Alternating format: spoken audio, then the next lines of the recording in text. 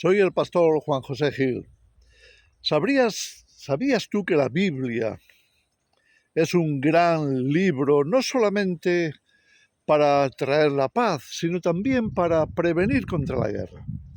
Una de las formas de prevención es conocer mejor a tu enemigo. Cuando conocemos a nuestros enemigos, entonces podemos ver cuáles sean sus estrategias, por qué lo harán y contra qué nos tenemos que proteger. La guerra sigue. Estamos, sin duda, en una situación muy peligrosa. La humanidad está pasando por quizá las amenazas o los peligros más grandes que haya pasado en toda su historia. Ahora, ¿por qué? Bueno, ahí es cuando es importante conocer a nuestro enemigo y saber por dónde va, de manera que podamos estar prevenidos acerca de qué estrategias va a seguir, cómo nos pueden llegar esos ataques. Ese es el tema. Cuando vamos a Apocalipsis 18, por ejemplo, nosotros podemos vislumbrar ahí, porque lo dice con cierta claridad, bueno, ¿qué cabe esperar? ¿Qué puede pasar? ¿Contra qué nos tenemos que prevenir? Podrías estar en una gran ciudad como Nueva York, por ejemplo, y recibir un fuertísimo ataque bélico, un ataque nuclear incluso. ¿Está eso registrado en la Escritura? Pudiera ser, por ejemplo, en Apocalipsis 18. Ahora, ¿por qué nos diría la Biblia eso? ¿Por qué nos estaría advirtiendo? Seguramente para librarnos, seguramente para que sepamos que la codicia humana y que todas aquellas cosas que el ser humano pone en marcha para defender sus intereses puede llegar a ser una cierta amenaza de guerra. La guerra, nos decía el apóstol Santiago, viene de la codicia, viene de cómo la gente se pone tan codiciosa, tan ávida de riquezas, tan metida en poseer más que nadie, en tener más poder e influencia que nadie, que sin duda eso puede desatar una guerra.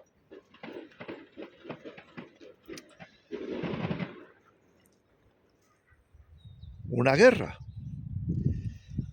Entonces, la Biblia nos advierte a su pueblo, al pueblo de Dios, cuidado con eso. Cuidado con la codicia humana, cuidado con los peligros que eso acarrea. Ahora, ahí en Apocalipsis 18, después de hablarnos de esa destrucción masiva, llamémosle así, esa destrucción no solo bélica, sino nuclear, en una hora desaparecerán todas esas riquezas, nos dice, la gran ciudad que está sentada sobre las naciones, cuyos reyes vienen de continuo allí, ¿para qué? Para enriquecerse, cuyos negocios son florecientes, han estado tomando el control de toda la economía mundial. Pero viene su desgracia, viene una guerra nuclear. ¿Por qué? Bueno, y entonces en el versículo 23 nos dice, porque sus mercaderes eran los poderosos de la tierra.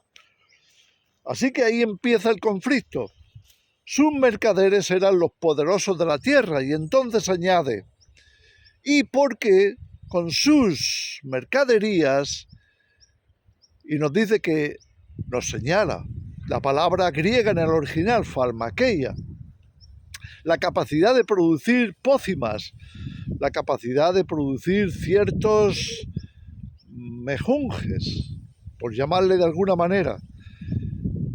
Por eso iban a ser engañadas todas las naciones. Iban a ser seducidas, extraviadas, engañadas, como queramos decirle. Todos esos términos son buenos para traducir lo que dice el texto original. El engaño masivo, el engaño de las naciones. Iba a venir como consecuencia de que los poderosos que habitaban ahí, los grandes de la tierra, hacían mercadería con todas esas pócimas, todas esas farmaqueas. No dice muy claramente si se trataba de castigar con la guerra a esos poderosos o simplemente que esos poderosos estaban tomando el control de tal manera que provocaron una tremenda guerra, provocaron un conflicto a nivel mundial, a nivel global. No sabemos exactamente cómo tomarlo. Sí, la traducción al griego es clara, al griego, o del griego mejor dicho, es claro. Está clara la traducción al español, porque por sus mercaderías fueron engañadas todas las naciones. Pero lo que no queda muy claro ni resuelto es si uno es la causa o la consecuencia. Si la causa es que la destrucción viene para corregir eso, o si por el contrario la destrucción vendría precisamente del mismo lugar. Bueno, eso es algo por ver. Así que lo que es importante es darnos cuenta de que la Escritura contiene información suficiente como para que el pueblo de Dios podamos estar apercibidos, podamos entender que hay peligro, que hay un tremendo peligro en la sociedad en la que estamos, que tenemos enemigos y que esos enemigos van a estar haciéndonos la guerra, bueno, tanto como sea necesario para salirse con la suya, ya sea para tener un dominio total y completo de la humanidad, ya sea para destruir a posibles enemigos, como pudiéramos ser los cristianos. Sea como sea, la cuestión es que tenemos que estar apercibidos y preparados. Eso para mí es lo más relevante. Como pueblo de Dios tenemos que estar despiertos para ver por dónde vienen los tiros, de dónde vienen las guerras, por qué, y las guerras actuales y las guerras futuras y todo lo que está hoy amenazando a la humanidad, de dónde viene, para qué viene.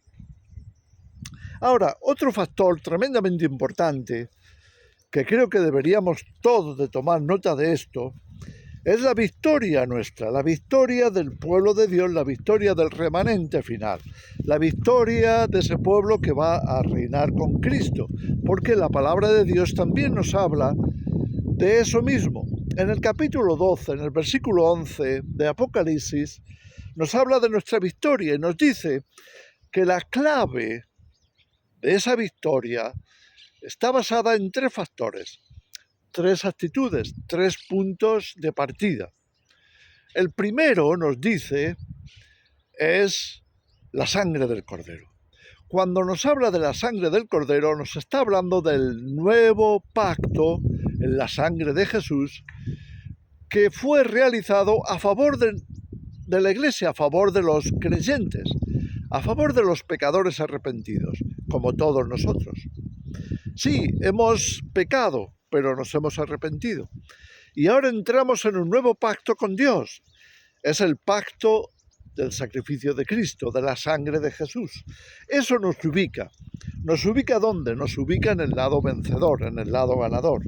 Si hemos entrado en pacto con Dios por medio de la aceptación del perdón de los pecados, eso inmediatamente nos ubica. Y nos ubica en el reino de Dios. Nos ubica en el bando triunfante. La victoria finalmente será nuestra. Eso es lo que quiere decir. Le hemos vencido por medio de la sangre del Cordero. Le hemos vencido no por ningún ritual de tipo mágico, no, por nuestra ubicación espiritual, porque nos hemos puesto del lado de Jesús, porque nos hemos reconciliado con Dios mediante el perdón de los pecados. Así que eso es lo más importante. ¿Dónde estás ubicado? ¿A dónde perteneces? ¿Perteneces al reino de Dios o perteneces al reino de las tinieblas? ¿En qué parte o en qué lado del combate vas a estar? El segundo factor de la victoria es nuestro testimonio. Dice, por la palabra del testimonio de ellos. ¿La palabra del testimonio de quién? La palabra sin duda del testimonio del remanente, porque amamos la verdad, damos testimonios de la verdad, y eso no solamente nos ubica, nos refuerza, nos compromete. Estamos de parte del reino de Dios, pero no solamente porque hagamos una confesión, porque nos comprometemos, porque nuestros labios declaran la verdad, porque buscamos la verdad por encima de todo y porque nuestro testimonio es verídico, es verdadero. Así que la verdad se convierte en nuestra bandera, en nuestro estandarte. Estamos en el lado de la verdad. No creemos de ninguna forma en las mentiras del enemigo, ni vamos a caer en sus engaños, ni nos vamos a dejar arrastrar por nada que no sea la verdad declarada en la palabra de Dios. No nos vamos a dejar llevar por el mundo, por el engaño de las riquezas, por el engaño ni siquiera de la ciencia. Ningún engaño, ya sea político, ya sea espiritual, económico, no importa cuál sea. No nos dejaremos llevar por el engaño. Todo lo contrario, vamos a ser fieles a la verdad. Eso no solamente, repito, nos ubica, más aún nos reafirma en dónde estamos, a quién pertenecemos. Ahora bien, hay una tercera cosa que nos dice ahí la Escritura. Estamos recordando Apocalipsis capítulo 12, versículo 11. ¿Qué nos dice la Escritura ahí? El tercer factor clave para la victoria del pueblo de Dios, para la victoria del remanente, es que menospreciamos nuestras vidas hasta la muerte. El temor no nos va a detener, de ninguna manera. Si tenemos que morir, moriremos, pero habremos muerto por la verdad. Y es mejor, como alguien dijo, es mejor ser el huérfano de un valiente que el hijo de un cobarde. Dios no quiere cobardes, es más, también está escrito en Apocalipsis 21 que los cobardes no entran en el reino de Dios. Sencillamente no. Y porque esta es la marca del remanente, nuestra ubicación espiritual, nuestro compromiso con la verdad y nuestra disposición a dar la vida por ello.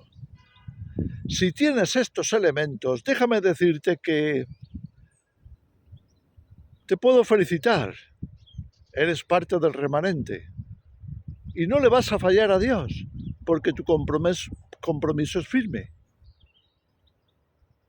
Te ubicaste, entraste en pacto con Dios por medio de la aceptación del sacrificio de Jesús, das testimonio de la verdad, no te conformas con la opinión del hombre y no te vas a fiar de nadie, vas a averiguar cuál sea la realidad, la verdad. Y para eso tienes también las Escrituras. Y finalmente, no te vas a achicar por un peligro de muerte. Vas a mantenerte firme hasta el final, perseverando, incluso si eso te costara la vida, incluso si tienes que formar parte de la lista de los mártires. Por la sencilla razón de que tu vida aquí en la tierra no la ves tan valiosa como para negar la verdad o negar a Cristo, como para dejarte arrastrar por las opiniones de los hombres. No, estás dispuesto a vencer en ese área. Y eso significa que eres parte del remanente, que estás venciendo, que has vencido, que habrás vencido. Y por tanto Dios te abrirá los brazos y te recibirá como hijo. Y te hará heredero con Cristo de todas las cosas, tal y como está escrito en Apocalipsis 21:7. Al que venciere, ese le daré todas las cosas, heredará todas las cosas. Yo seré su Dios y él será mi hijo. Así está escrito y revelado para todos y cada uno de nosotros. Sigamos adelante sin temor. ¿Sabes? No hay nadie más peligroso que quien no tiene nada que perder. ¿Te diste cuenta que para hacerlos valientes, Jesús le dijo a los 12 que renunciaran a todo? A todo. Así no tendrían nada que perder. Ya lo habían perdido por Cristo. Así que, ¿qué asidero tendría el enemigo para tentarles? ¿Con qué temor, con qué miedo les acobardaría? Con ninguno. Lo habían perdido todo. ¿Qué más tenían que perder? ¿Su vida? Bueno, ya tenemos la vida eterna en Cristo. Ya somos parte de Él. No hay nada que temer. Y para el enemigo de la verdad, del pueblo de Dios, del reino de los cielos, no hay nadie más peligroso que quien ya no tiene miedo a perder nada. Así que la victoria es nuestra, en Cristo.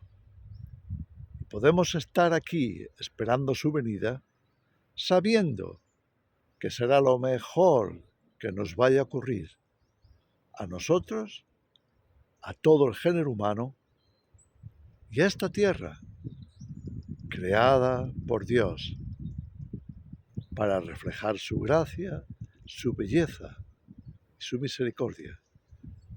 Que el Señor os bendiga.